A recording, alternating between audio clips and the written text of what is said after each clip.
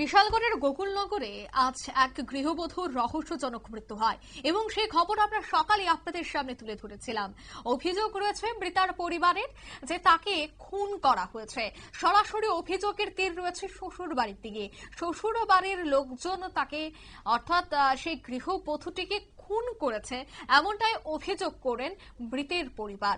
তবে একটা চাঞ্চল্যকর তথ্য উঠে আসে হাসপাতালের থেকে, কারণ সকাল ৯টা নাগাদ সেই গৃহবধূটির দেহ নিয়ে আসা হয় বিশালগড় হাসপাতালে।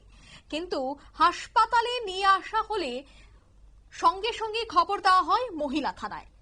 কিন্তু আশ্চর্যের বিষয় হলো যে মহিলা থানায় খবর দেওয়ার পরে মহিলা থানার কর্তব্যরত মহিলা পুলিশ কনস্টেবল সহ পুলিশ ঠিক ৩টে নাগাদ গড়িমসি করে হাসপাতালে উপস্থিত হন। যে জায়গায় সকাল ৯টা নাগাদ সেই দেহটি নিয়ে আসা হয়েছিল হাসপাতালে এবং সঙ্গে সঙ্গে মহিলা থানায় খবর দেওয়া হয়েছিল, ঠিক এই সময়টাই কি ঘুমোচ্ছিলেন থানার সেই দায়িত্বপ্রাপ্ত পুলিশ? যদি এত সময় অতিক্রান্ত হয়ে যায় তবে কেন তারা হাসপাতালে সঠিক সময়ে উপস্থিত হয়নি? অন্যদিকে মৃতার পরিবারের অভিযোগ, অর্থাৎ মৃতার বাপের বাড়ির অভিযোগ হচ্ছে যে তারা যেহেতু অভিযোগটা সরাসরি সেই গৃহবধূর শ্বশুর বাড়ির দিকে রেখেছে, তাই বেগতিক দেখে পরিস্থিতি ঘটনাস্থল থেকে পালিয়ে যায় শ্বশুর বাড়ির লোকজন। কিন্তু সে জায়গায় যে পুলিশেরই দেখা মেলেনি।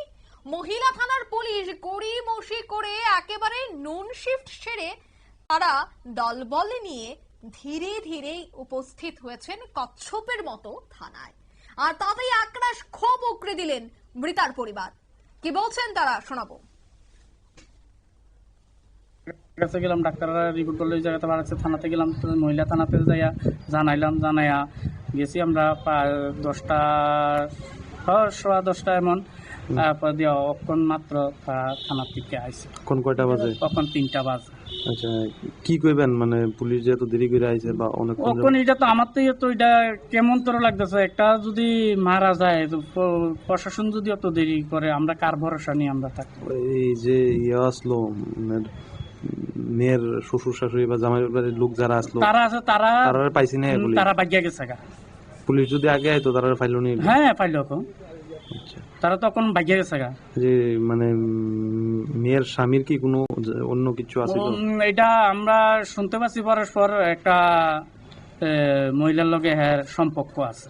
আচ্ছা, আর এর আগে কখনো আপনার মেয়েরা কোনো মারধর করছে? এমন মারধর এর আগে একবার ছেলের শ্বশুরে মেয়েরে মারতে গেছে। এর আগেও একবার 3বার তারা ফেসাইসি করছে, মেয়ে ছুটতে গেছে। মেয়েরে 3জনে ধরে রাখছে, আসছে না, আর ছুটে গেছে। আচ্ছা, আপনার এই মানে কোন সময় টাকা টোকা এসব বিষয় কি টাকা কথা করতে হয়? শ্বশুর শাশুড়ি করতে দেয়, টাকা দিত, টাকা লাগবো।